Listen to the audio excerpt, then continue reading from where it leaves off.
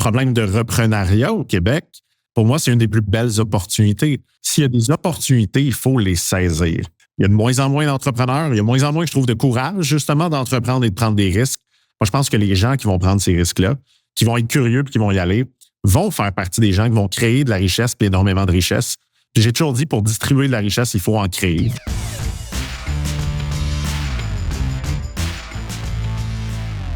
Donc, on est de retour sur le podcast Hypercroissance en mode discussion d'affaires. Et aujourd'hui, c'est Dominique Gagnon qui est de retour sur le podcast. Dominique, qui commence à être un habitué sur le pod. On va parler aujourd'hui, Dominique, d'efficacité dans les entreprises. Mais avant toute chose, comment ça va aujourd'hui?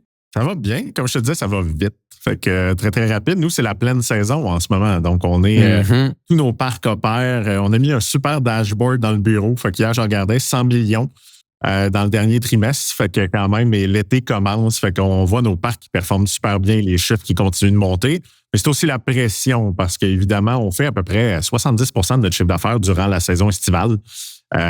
Les parcs opèrent à plein régime. Fait que c'est un petit peu rock'n'roll, mais assez excitant. Puis avec ce qu'on va parler aujourd'hui, étant entrepreneur, c'est réflexion sans cesse, comment on fait plus avec moins. Donc, ça fait partie de mes réflexions définitives en ce moment. Optimiser la profitabilité qui continue d'être un enjeu important et une métrique qu'on ne parlait pas il y a 2 ans, qui est une obsession aujourd'hui pour la plupart des entrepreneurs.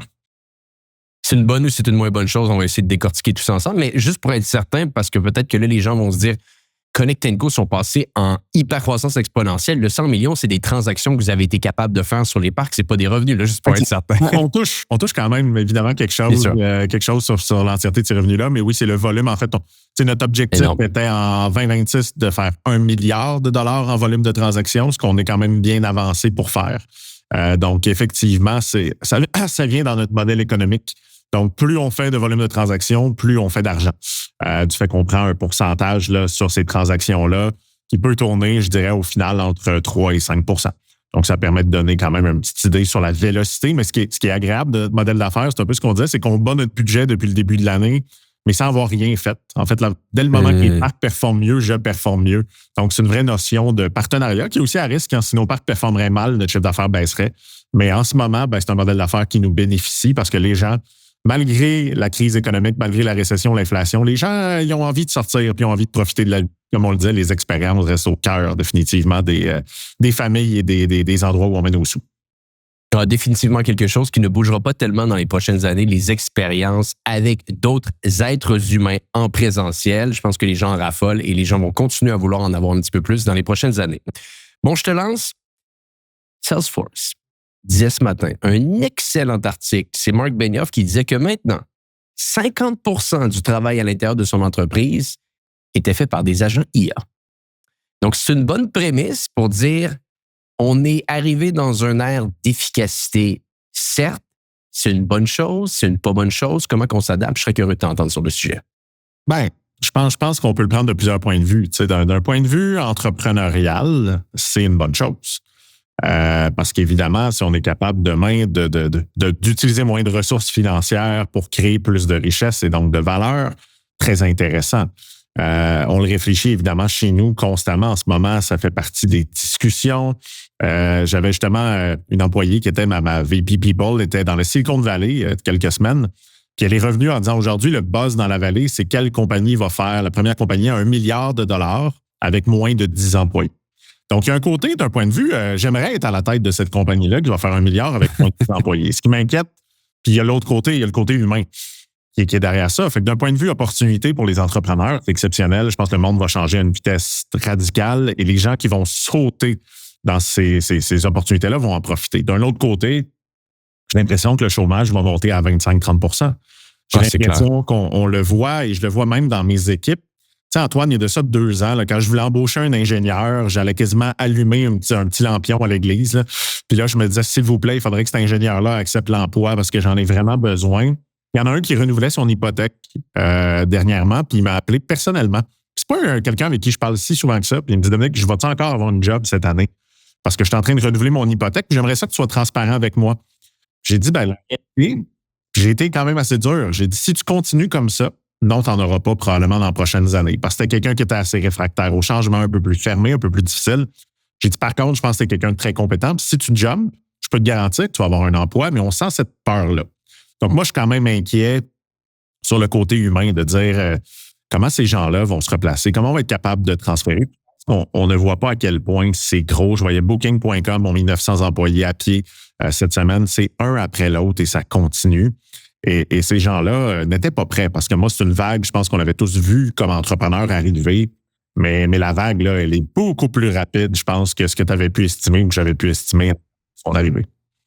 Ce qui est intéressant, je vais essayer de donner un peu de chiffres également pour l'audience qui nous écoute aujourd'hui. Donc, je donnais la dynamique avec Salesforce qui dit que 50% du travail à l'interne est fait avec des agents IA pour donner une vision très claire. Salesforce a 76 000 employés aujourd'hui. Donc là, la question, c'est que font ces 76 000 employés si 50% des gens qui travaillent sont des agents?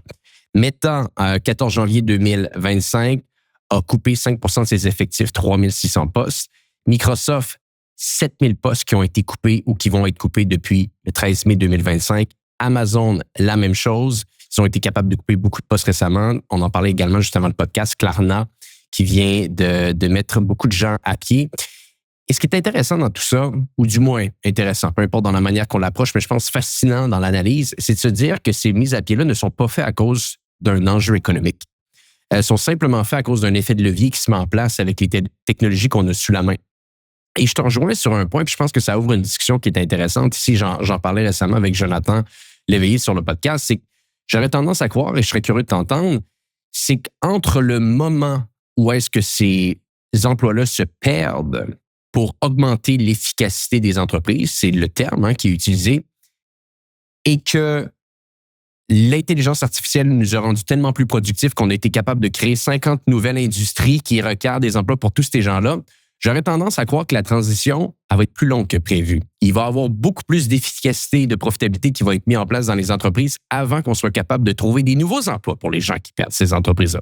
Qu'est-ce que tu dis là-dessus? C'est évident. C'est évident. Moi, je pense que, le nombre de métiers, souvent les gens vont faire un parallèle entre ce qu'on vit et la révolution industrielle. C'est vrai que, il y avait cette peur-là, là, si on recule un petit peu dans le temps, il y avait cette peur-là de dire, wow, vous allez mettre des machines dans les usines, puis ça va remplacer des humains. Je pense que les gens, on est loin de là. On est loin d'une transformation. Quand même, l'aspect d'être capable de contrôler ces machines-là demandait encore énormément d'humains, demandait un changement de compétences, mais qui n'était pas aussi radical et aussi violent peut-être que ce qu'on vit en ce moment. Mon impression, c'est qu'on le voit aujourd'hui, des métiers qui étaient les métiers les plus en vogue, les métiers sur lesquels on disait aux jeunes, allez en ingénierie, aller travailler là-dedans, il va avoir des perspectives d'avenir extraordinaires. C'est plus le cas. Je ne sais pas. Moi, justement, j'ai mon VP produit me dire, ma fille s'en va étudier en pour littérature ou écriture. J'ai dit, OK, je viens d'écrire mon 5e livre qui est justement sur le sujet de la performance qui s'appelle « Vous n'êtes pas une famille » sur la culture du sport en affaires. Mon dernier livre, je l'avais peut-être écrit en 2 mois. J'ai écrit ce livre-là en 1 semaine avec l'appui, évidemment, de l'intelligence artificielle. Et je pense que ça va être un de mes meilleurs.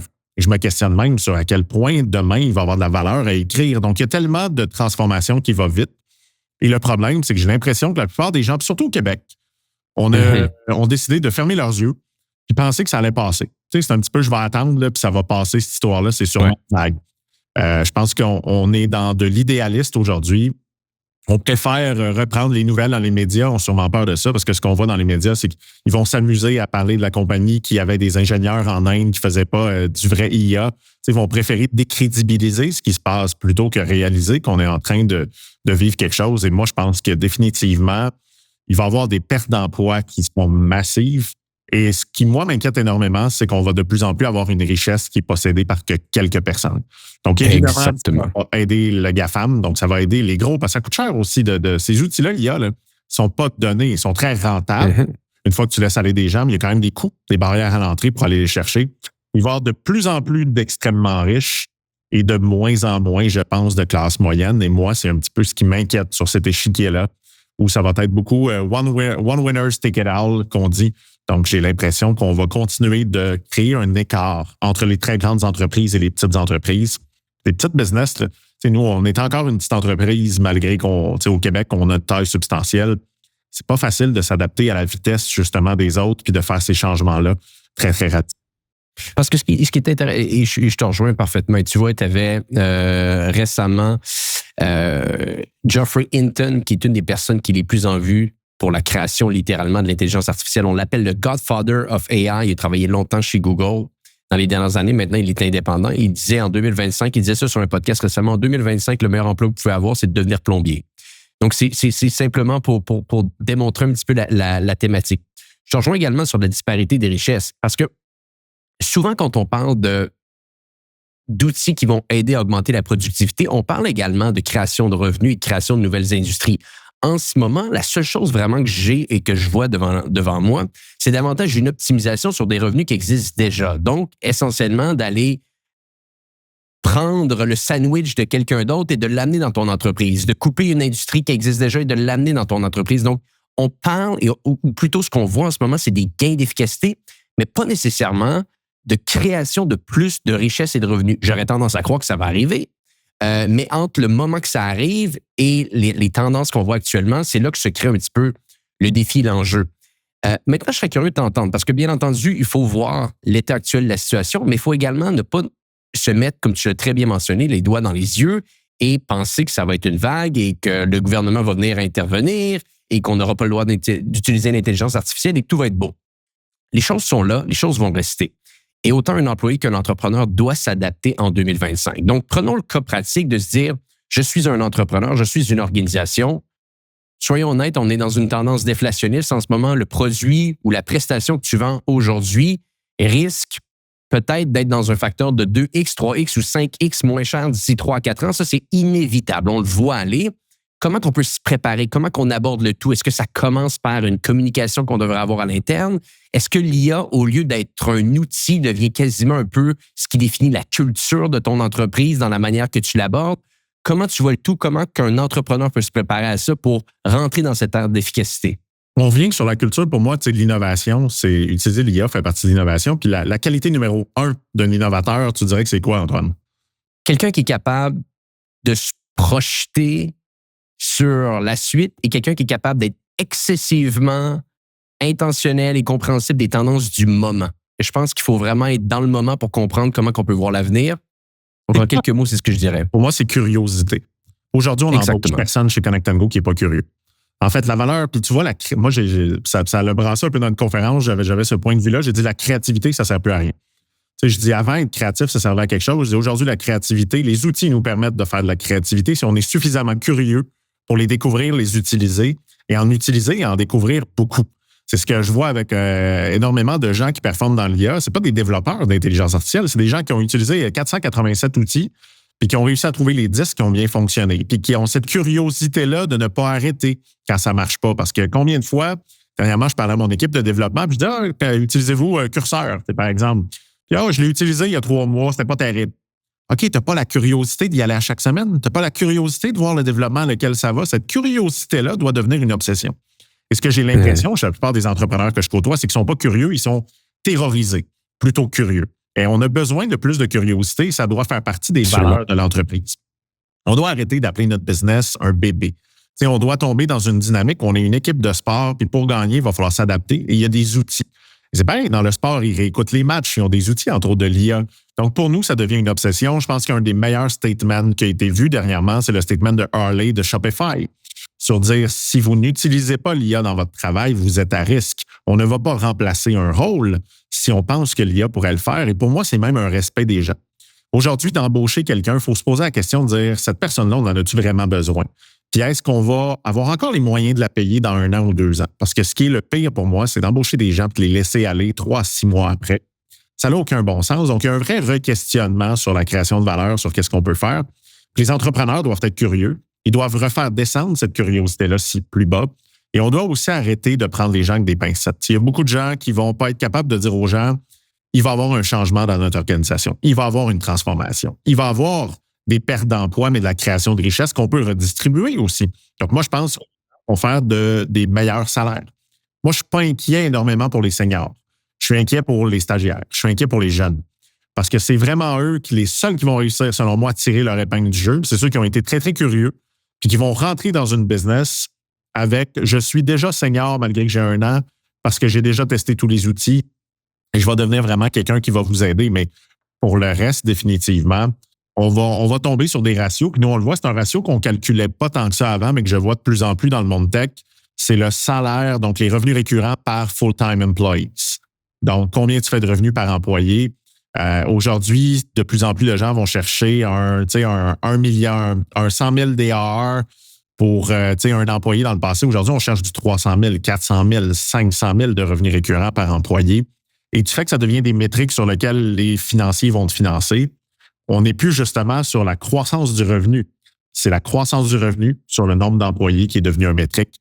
Donc, il faut avoir ça à l'œil. Il faut comprendre que si vous n'êtes pas déjà en train de faire ces changements-là, vous êtes déjà une année en retard. On fait une petite pause sur le podcast en cours parce que je veux vous parler d'une entreprise que j'aime tant et cette entreprise se nomme Hello Darwin. Hello Darwin, d'ailleurs, si vous ne le savez pas, c'est une organisation qui vous aide à aller trouver les subventions dont vous avez le droit et Hello Darwin est également un partenaire du podcast Hypercroissance. Parlant de subventions, il y en a une que je veux vous parler aujourd'hui. Je veux vous parler du programme de soutien à la commercialisation et à l'exportation, qui d'ailleurs est une initiative d'Investissement Québec. Et là, récemment, il y avait une partie de l'équipe d'Hello Darwin qui était présente lors d'une allocation exclusive de la ministre de l'Économie du Québec, Christine Fréchette, et elle a annoncé que le programme, très, très prisé, allait réouvrir au courant de l'été. Et c'est un programme qui vous aide à commercialiser vos produits et services au Québec, mais également par la suite à exporter vos produits à l'international.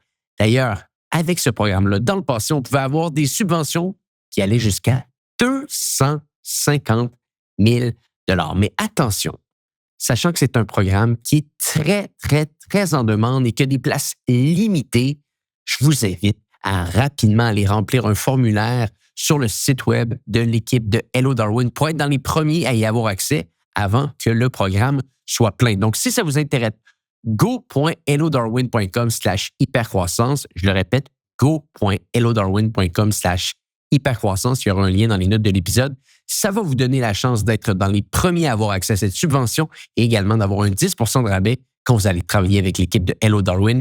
Ils vont tout faire pour vous. Ils vont faire le travail pour trouver la subvention, faire le travail pour trouver l'argent pour vous et faire en sorte par la suite que vous pouvez vous concentrer à une chose, faire croître votre entreprise. De retour à l'épisode en cours. Absolument. Et je pense qu'au-delà de dire c'est un junior ou un senior, c'est simplement un employé qu'on pourrait dire médiocre. Et médiocre, je l'utilise de manière quand même assez nuancée, mais c'est de se dire, si quelqu'un est capable de faire des choses 10 fois plus vite que vous et 10 fois mieux que vous en 2025, simplement à cause de ce que tu as utilisé comme terme, la curiosité, posez-vous des questions sur votre emploi. Et ça, c'est excessivement important de le dire parce que tu as amené un autre point qui est intéressant, Dominique. Est-ce qu'on va être capable de les payer dans 2-3 ans? Il y a deux choses qui vont être en train de se dérouler. En ce moment, il y a un effet d'arbitrage qui risque de se dérouler argumentablement pour 12, 24, 36 mois peut-être. Mais après que l'effet d'arbitrage va s'être terminé, on va arriver dans une reconstruction complète de tout ce qu'on considère aujourd'hui les objets au niveau de leur prix. Si on est capable de les faire mieux, si on est capable de les faire plus vite et si on peut les faire pour des coûts beaucoup moindres, bien entendu, les prix vont aller à la baisse. Et ça, c'est important de le comprendre. L'idée n'est pas simplement de se dire un entrepreneur le fait pour augmenter sa profitabilité, un entrepreneur le fait pour, bien entendu, être plus efficace, mais également pour la pérennité de son organisation. Il faut voir les choses venir un petit peu comme tu l'as mentionné plus tôt. Donc là, on a parlé... Tu parles des biens physiques. Moi, je pense qu'on n'est pas en train de vivre une révolution dans les biens physiques, qu'on est en train de vivre la première révolution dans l'industrie du savoir. Dans l'industrie du savoir, effectivement. La réalité, Antoine, ce serait intéressant d'avoir ta perspective. Ton industrie va être challengée chez G7 de manière hallucinante, définitivement. Absolument. Et c'est la première fois parce que je pense que oui, le prix des biens avec la robotisation, l'IA vont-tu baisser? Mais aujourd'hui, j'ai regardé, là, hier, je parlais à mon avocat dans un deal. Il est à 1,150 $ de l'heure. Il ne vaut pas 1,150 $ de l'heure. Je peux te garantir au minimum, je ne dis pas qu'il ne le vaut pas, parce qu'il va peut-être écouter le podcast, là, je vais faire attention, mais je vais dire au minimum, la prestation de service qu'il me donne en ce moment ne vaut pas ça, parce que c'est pas mal du pré-marché, c'est pas mal des choses qui seraient assez faciles à faire. Donc, la réalité, c'est ces gens-là qui vont être changés, puis c'est des gens qui font absolument. Puis quand tu dis les gens médiocres, moi, je pense plus avant, les gens médiocres, c'est facile de dire les gens médiocres vont perdre leur job. Moi, je pense que les gens bons vont perdre leur job.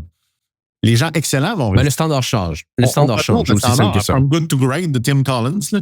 C'est vers là qu'on s'en va. C'est qu'aujourd'hui, si t'es pas excellent, tu seras plus nécessaire. Avant, être bon, c'était exceptionnel dans une entreprise. Tu tolérais un employé bon.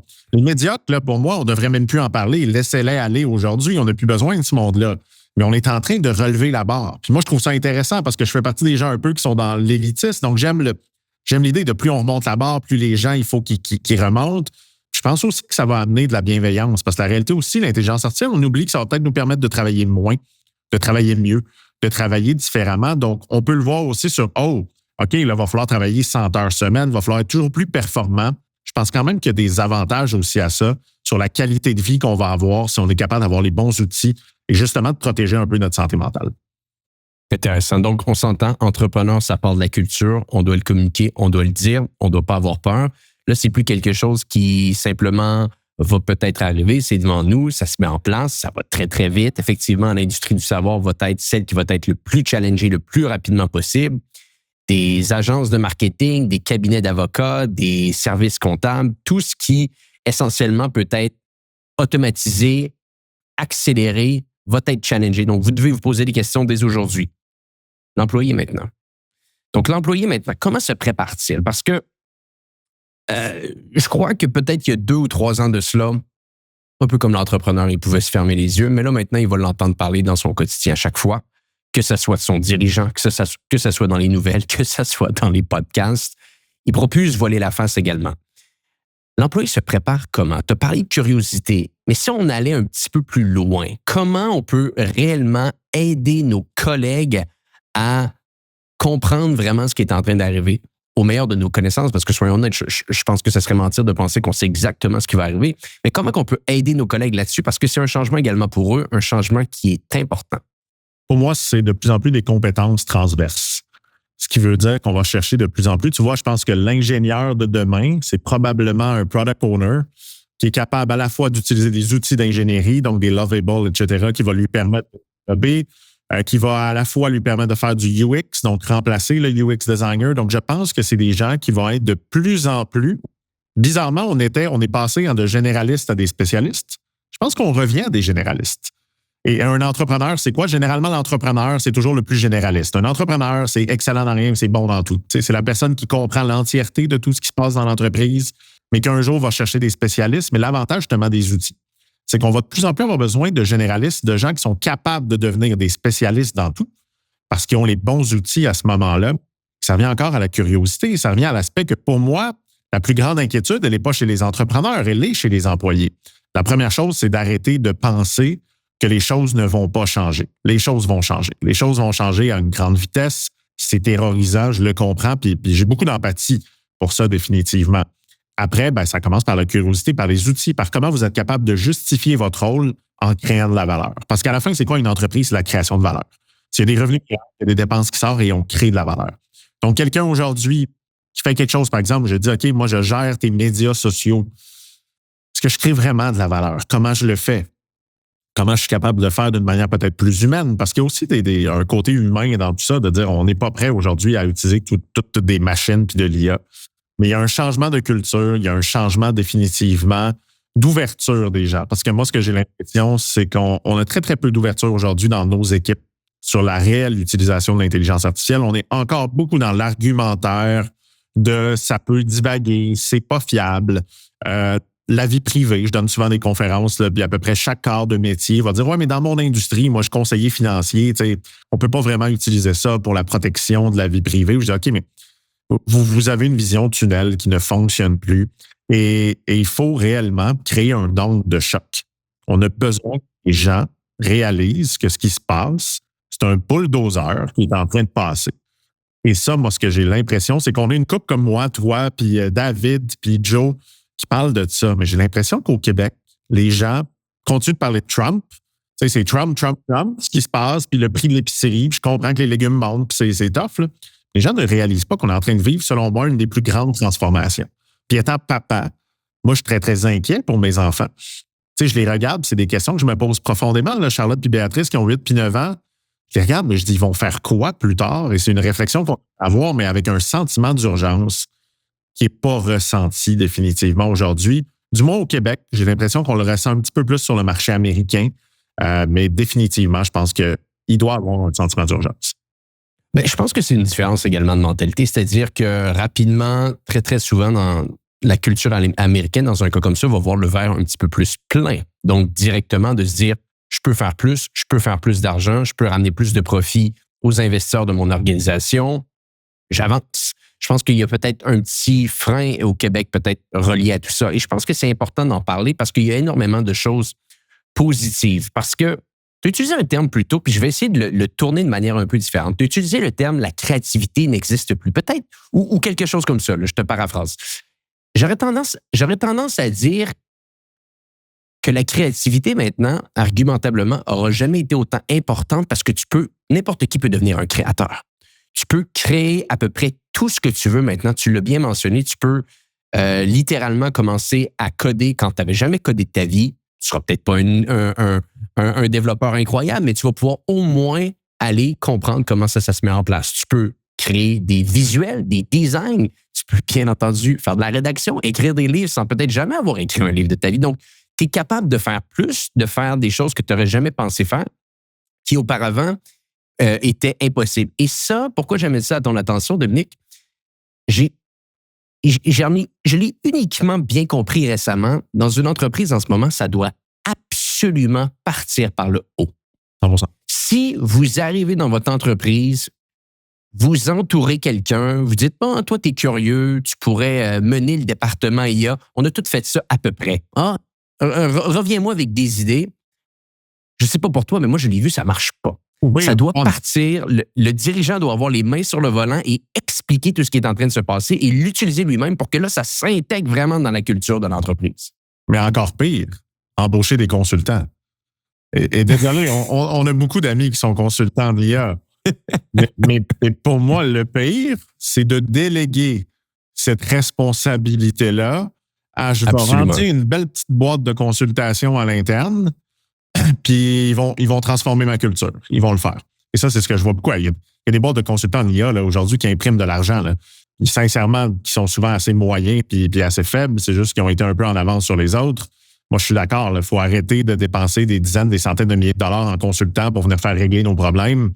Ça a besoin de partir d'en haut. La curiosité, si c'est le leader n'utilise pas l'IA, ça va ne pas fonctionner définitivement.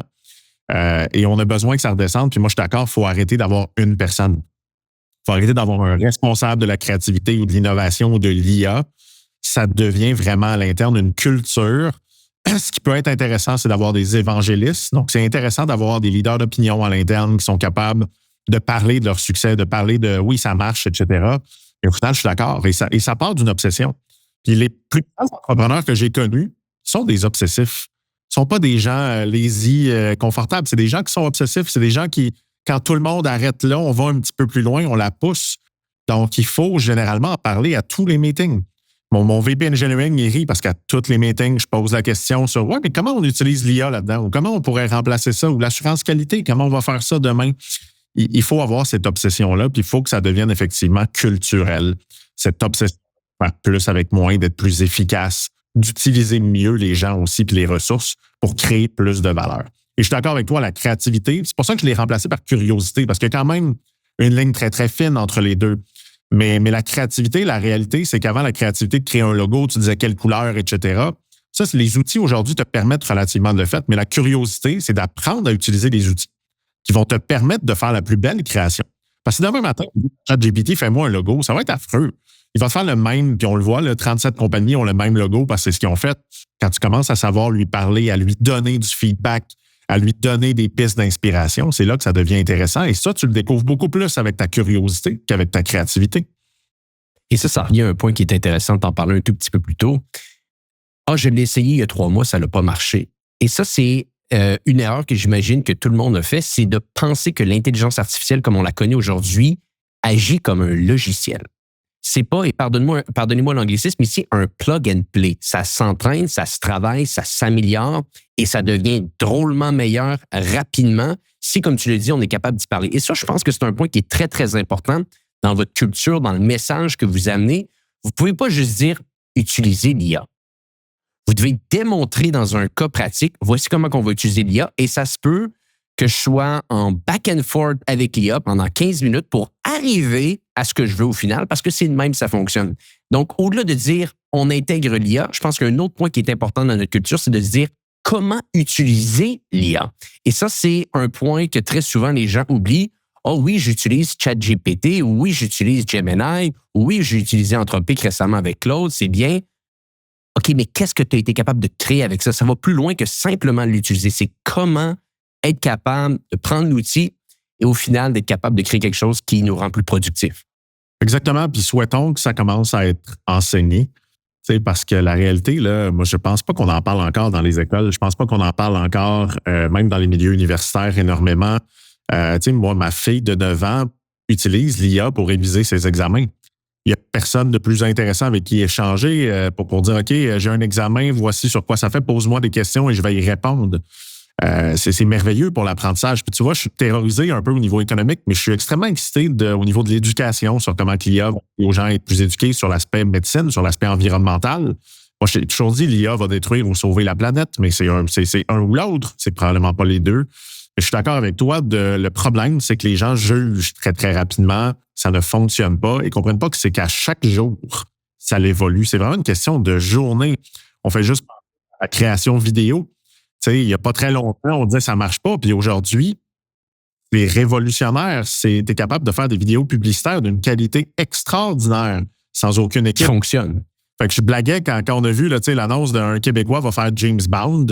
Moi, je me demandais à quoi sert aujourd'hui peut-être même d'avoir un réalisateur pour faire James Bond. À quel point, dans 5 ans, on va apprendre que l'IA va être le producteur et le réalisateur du prochain film James Bond. Il faut... C'est peut-être là qu'on va arriver.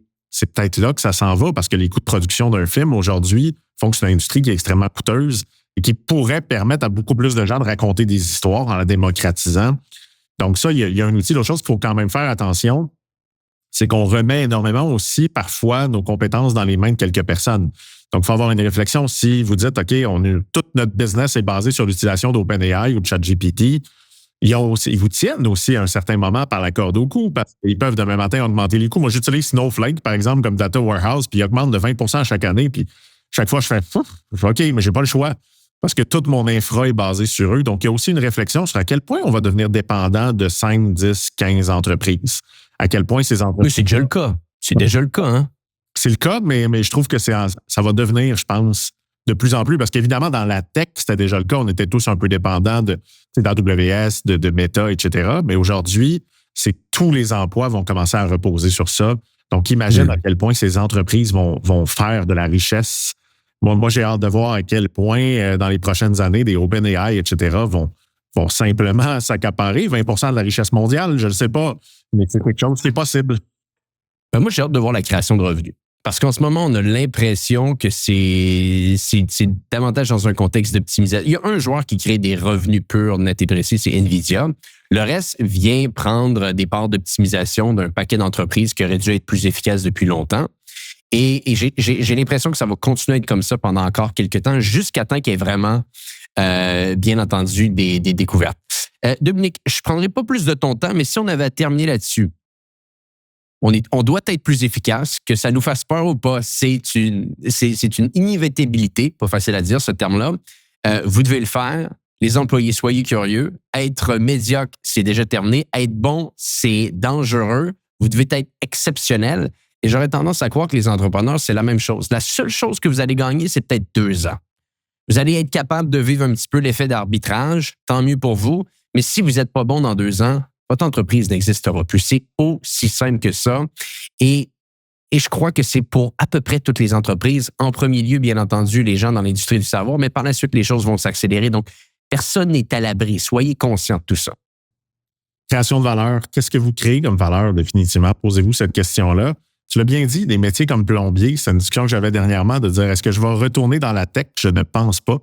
Il y a un intérêt très fort aujourd'hui à aller dans des industries peut-être plus traditionnelles, l'agriculture, etc., et utiliser justement la technologie pour réussir à décupler les performances dans ces entreprises-là. Problème de reprenariat au Québec, pour moi, c'est une des plus belles opportunités parce que toutes ces entreprises-là sont exactement au point de rupture qu'on parle, Antoine, des entreprises qui ne sont souvent encore à papier, qui n'ont même pas un CRM, qui sont vraiment très, très loin d'un point de vue de l'adoption des technologies, qui peuvent être révolutionnés et rentabilisés très, très rapidement par l'utilisation de ces outils-là. Donc, encore une fois, puis ça, c'est quelque chose qu'on n'aime pas au Québec. Moi, je suis un opportuniste. S'il y a des opportunités, il faut les saisir. Il y a bien des problèmes en nous, mais maudit qu'il y a des belles opportunités à les saisir pour un entrepreneur. Il y a de moins en moins d'entrepreneurs. Il y a de moins en moins, je trouve, de courage, justement, d'entreprendre et de prendre des risques. Moi, je pense que les gens qui vont prendre ces risques-là, qui vont être curieux et qui vont y aller, vont faire partie des gens qui vont créer de la richesse puis énormément de richesse. Puis j'ai toujours dit, pour distribuer de la richesse, il faut en créer. Donc, souhaitons que ça fera entre des gens qui aideront le système. Mais aujourd'hui, on en a besoin. Puis s'il y a une personne qui aurait besoin aujourd'hui d'écouter ce podcast-là, c'est le gouvernement. Parce que définitivement, on regarde ça clique, on regarde ce qui se passe en termes d'efficacité, s'il y a une place où il n'y en a pas. Puis je pense qu'on commence à avoir un cynisme qui est très, très élevé. Et moi, j'espère vraiment qu'on va voir des changements drastiques dans l'appareil gouvernemental parce que c'est 50% aujourd'hui de mes revenus qui partent là-bas. Et s'il y a une place où je vois aucune efficacité, on augmente le nombre de fonctionnaires quand toutes les entreprises diminuent le nombre de personnes. Un moment donné, il va falloir qu'il y ait aussi une adéquation entre le gouvernement définitivement et le privé.